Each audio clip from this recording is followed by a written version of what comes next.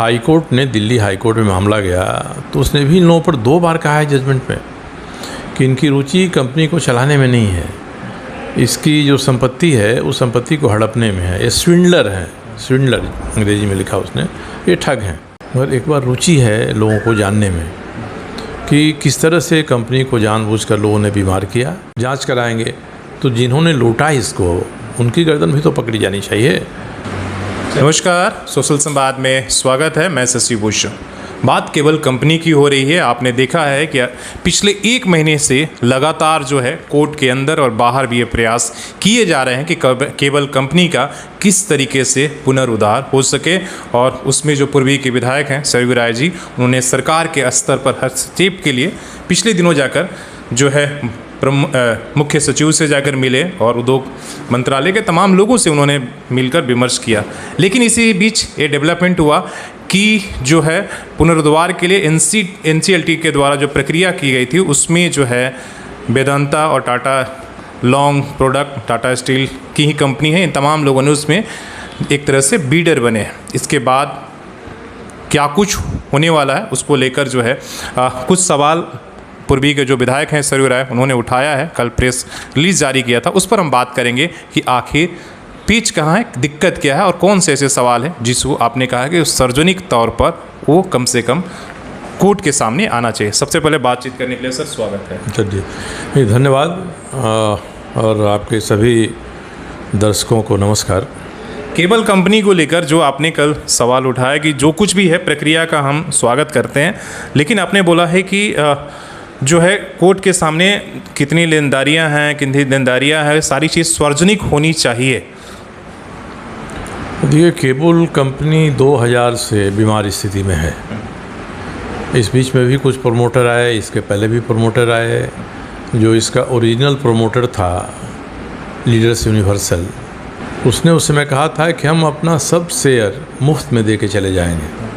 और लोग मानते थे कि एक RR केबल वाले लोग थे, उन लोगों को उसने अंदर से दे दिया है। अभी इसका खुलासा नहीं हुआ है।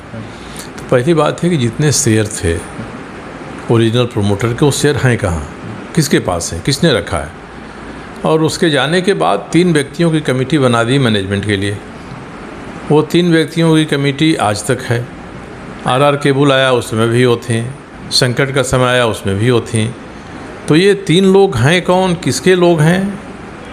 और RR केबल वाले लोग जो कमला मिल्स के लोग हैं, ये लोग किस तरह से इस कंपनी को बीमार करने में इनकी रुचि रही। हाई कोर्ट ने दिल्ली हाई कोर्ट में मामला गया तो उसने भी इन लोगों पर 2 बार कहा है जजमेंट में कि इनकी रुचि कंपनी को चलाने में नहीं है, इसकी जो संपत्ति है उस संपत्ति को हड़पने में है। ये स्विंडलर हैं, स्विंडलर अंग्रेजी में लिखा उसने, ये ठग हैं। और उनको हटा दिया। तो ये 3 लोग रहे और किस तरह से कंपनी चलाते रहे। कंपनी डूबते गई, BIFR में गई, AIFR में गई, उसके बाद कानून बदल गया, NCLT में गई, NCLT में गई। और बीच में BIFR AIFR के जो ऑर्डर होते थे उसको लोगों ने हाई कोर्ट में चैलेंज किया, सुप्रीम कोर्ट में चैलेंज किया। बीच में मजदूरों ने टाटा स्टील को पकड़ा कि भैया आप बिड करिए। टाटा स्टील भी इसमें आया। हाई कोर्ट ने कहा कि सबसे सूटेबल टाटा स्टील बीडर हैं, और टाटा स्टील आगे बढ़ नहीं पाया उसमें। तो ये व्यावसायिक कारण होंगे उनके आगे नहीं बढ़ने के। मगर एक बार रुचि है लोगों को जानने में कि किस तरह से कंपनी को जानबूझकर लोगों ने बीमार किया। कंपनी यहाँ है, कलकत्ता में है, नागपुर में है, इसकी यूनिट्स हैं। पुणे में, सॉरी नागपुर में नहीं, पुणे में यूनिट है इनकी। पुणे में बहुत ज़्यादा संपत्ति है, 40 एकड़ ज़मीन है। वहाँ की फैक्ट्री काफ़ी दिन तक चलते रही। तो पहली बात कि हम इस कंपनी को टुकड़े टुकड़े में बांट करके नहीं देखें। किसी का इंटरेस्ट जमशेदपुर में है तो जमशेदपुर में बीट कर दे, किसी का पुणे में है तो पुणे में कर दे, कलकत्ता में कर दे। ये समग्रता में एक साथ इसकी बीटिंग होनी चाहिए। और जब कोई भी आएगा इस कंपनी को लेने के लिए, अभी तो इंटरेस्ट शो किया है लोगों ने।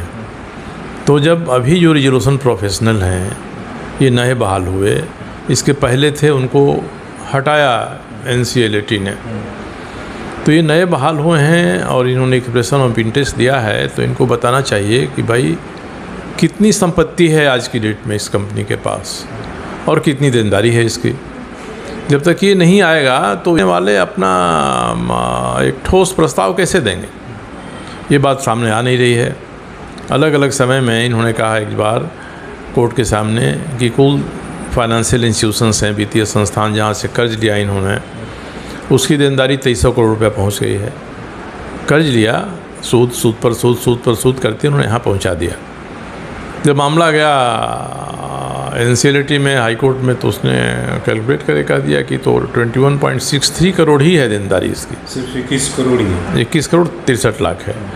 तो ये तो बात सामने आनी चाहिए है क्या, कितना है, और जो देनदारी है उसमें मजदूरों की कितनी देनदारी है, ये क्लियर नहीं होगा तो ये बात करेंगे, कहेंगे कि भाई साहब 2000 करोड़ की संपत्ति है, 2300 करोड़ इस पर देनदारी है, तो फिर नीलामी में क्या मिलेगा, इसमें कुछ तो मिलेगा, नीलाम कर दिए जो फिर कंपनी चला नहीं सकते हैं। तो ये चीज़ें साफ़ होनी चाहिए।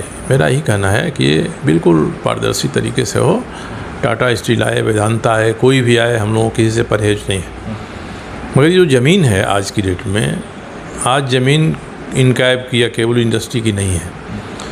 1929 में 90 साल के लिए लीज दिया था टाटा स्टील ने, उसमें टिस्को था। अब 90 साल पूरा हो गया 2019 में, तो ये तो फिर ज़मीन वापस आ गई। अब तो टाटा लीज की ज़मीन हो गई, सरकार की नहीं हुई, टाटा लीज की ज़मीन हो गई। और टाटा ने जब लीज किया था इनकैब को, तो उसमें कहा गया था कि ये कंपनी बिक जाएगी, नीलाम हो जाएगी, बंद हो जाएगी। तो ज़मीन का इस्तेमाल सरकार की अनुमति से टाटा स्टील करेगा। टाटा लीज की ज़मीन है फिर भी, तब तो ये ज़मीन सरकार के हाथ में आ गई, सरकार ही वो अनुमति देगी। ये ज़मीन अब टाटा लीज की है। इसीलिए मैंने कल ये भी कहा कि अब कोई अगर जाता है कि यहाँ बिजली सबके घर में लगवा दीजिए, तो मांगते थे एनओसी, पानी लगवा दिए एनओसी मांगते थे जुस्को के लोग। तब तो एनओसी की ज़रूरत ही नहीं है, अब तो ज़मीन ही हो गई है, टाटा लीज की ज़मीन हो गई है, सरकार की मालकियत हो गई है। तो ये अब अपने से दें। तो पहला तो है कि वहाँ मज़दूरों के क्वार्टर में पानी बिजली बेहतर तरीके से हो, वहाँ साफ़ सफाई हो, ये सब चीज़ें हों, तो ये एक बात ये होगी। दूसरी कि कोई भी कंपनी आएगी बिड करने के लिए, तो उसके सामने हम क्या परोसेंगे। जमशेदपुर में तो ज़मीन हो जाएगी सरकार की या टाटा लीज की, और बाकी तो चोरी चला गया है। तो जब चोरी चली गई सारी चीज़ें, बीच में हम लोग कहते रहे कि चोरी हो रहा है, वहाँ के मज़दूरों ने एफआईआर दर्ज किया। हमारे को विधानसभा में बताया कि एफआईआर नहीं हुआ, सनहा हमने कर लिया दर्ज। आपने क्यों सनहा दर्ज किया साहब? हमारी तो बात हुई थी डीजीपी से, एफआईआर होगा, रिपोर्ट आएगी, इसको हम इकोनॉमिक ऑफेंस विंग में देंगे, सीआईडी के जांच कराएंगे। तो जिन्होंने लूटा इसको, उनकी गर्दन भी तो पकड़ी जानी चाहिए। चोरी में कौन कौन सफ़ेद लोग शामिल थे जो इतनी बड़ी प्रॉपर्टी की चोरी करा दिए। तो ये कई ऐसी चीज़ें हैं जिनको सामने आना चाहिए, और ऐसा ना हो कि फिर एक बार ये मुकदमेबाजी के फेरे में पड़ जाए और फिर 10 साल 20 साल कोई हाई कोर्ट चला जाए, कोई कहीं चला जाए। तो जब सारी चीज़ें ठोस पारदर्शी नहीं रहेंगी तो स्कोप बनेगा कि क्लैरिफाई कराने कोई हाई कोर्ट चला जाएगा, कोई कहीं चला जाएगा। एक कोशिश आप खुद अपने स्तर पे कर रहे हैं, और यहाँ से एक रिपोर्ट भी गई थी सरकार को, उपायुक्त ने जो भेजा था, जिसमें वो बात जो आपने कहा कि आपने जो रिपोर्ट भेजी है, उस रिपोर्ट में कंपनी का इतिहास दे दिया उन्होंने, इसके अलावा कुछ दिया नहीं है। उसको पढ़ के पता चल जाएगा ये कंपनी में क्या समस्या कब आई, कब किसके पास गई, किसने कब खरीदा, कब एफआर में गई, कब बीएफआर में गई, कब एनसीएलटी में गई, ये उसमें है। और अंत में लिख दिया है कि नीतिगत मामला है, सरकार इस बारे में निर्णय ले सकती है। तो मैं नहीं कहा कि जब आपने रिपोर्ट मंगवा लिया तो नीतिगत निर्णय लीजिए, आप क्या करना है, या तो ज़मीन पूरा ले लीजिए और आप ही इन्वेस्टर को इनवाइट करिए कि हाँ आइए और करिए। हाँ, मेरा मुख्य कंसर्न इसमें है मज़दूरों का हित। मज़दूरों के बारे में अब ये लोग स्वीकार कर चुके हैं कि 200 कुछ करोड़ रुपए मज़दूरों की देनदारी है। ये स्वीकार, ये भी फर्म अप हो जाए, पक्का हो जाए, तो हम लोग कोर्ट में जाएंगे, इंटरेस्ट लेके 300, 350, 400, 500 करोड़ रुपया तक हो सकता है। ये कैसे आएगी हमारे पास, मज़दूरों का हित कैसे सधेगा। कोई कंपनी लेता है तो मज़दूरों की देनदारी कैसे करेगा। एनसीएलटी कानून में जाएंगे तो सबसे पहले वित्तीय संस्थानों का कर्ज ये चुकाएंगे, लास्ट में मज़दूरों का आता है, और 2 साल का दे के मज़दूर को कहेंगे कि आप हो गया ख़त्म। तो इसलिए हमने सरकार से कहा है कि आप उनकी हिस्सेदारी दीजिए। इतने दिन कंपनी चलाया उन्होंने इस ज़मीन पर, तो आप ज़मीन का एक हिस्सा बेच दीजिए, वहाँ का पूना का बेच दीजिए, मज़दूरों को दे दीजिए, कुछ ऐसा करिए ताकि मज़दूरों का हित यहाँ सधे। मेरा मुख्य कंसर्न यही है कि जो मज़दूर हैं उनका हित सधे और उनको जो बकाया है वो बकाया मिल जाए उनका। नहीं, आप बार बार इस बात को कह भी रहे हैं कि पिछले इसलिए कि 30 साल से कंपनी बंद है, जो मजदूर संघर्ष कर रहे हैं कि पहले उनकी जो देनदारी है वो इसके बाद आगे की बात हो, तो वो रास्ता कैसे निकल रहा है? सरकार से निकलेगा, कोर्ट से निकलेगा? कंपनी एक्ट के हिसाब से नहीं निकाल सकते हैं, NCLT से नहीं निकल सकती है, रास्ता सरकार से निकल सकता है। इसलिए हम कहते हैं कि सरकार हस्तक्षेप करे इसमें।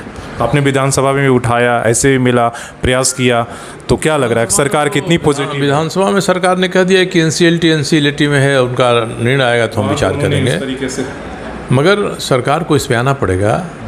नहीं तो मैंने कहा है कि अब तो ये ज़मीन सरकार की हो गई, टाटा लीज की हो गई, तो टाटा लीज की ज़मीन पर 86 बस्तियाँ बस गई हैं, इस ज़मीन पर भी मजदूर अपनी बस्ती बसा लेंगे। आपने उस दिन गांधी जी की कुछ वक्ती की प्रेस कॉन्फ्रेंस में कहा था, मैंने कहा था, गांधी जी ने कहा था इसमें time comes when disobedience to law becomes duty. ऐसा एक समय आता है जब कानून की अवहेलना करना हमारा कर्तव्य बन जाता है। तो अब मजदूर इसी पर उतारू होंगे, अंत में तो यही हथियार है उनका। ठीक है, चलिए, बहुत बहुत धन्यवाद। ये थोड़ी टिप्पणी थी, हालांकि ठीक है, आप निकल लीजिए।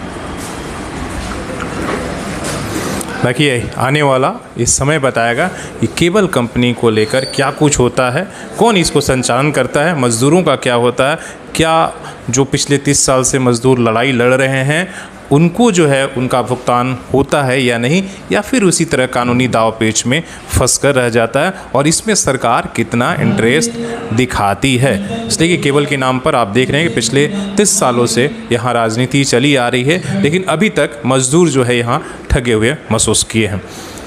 तो अपने सहयोगी CS राममूर्ति के साथ मैं शशि भूषण, सोशल संवाद न्यूज़ झारखंड।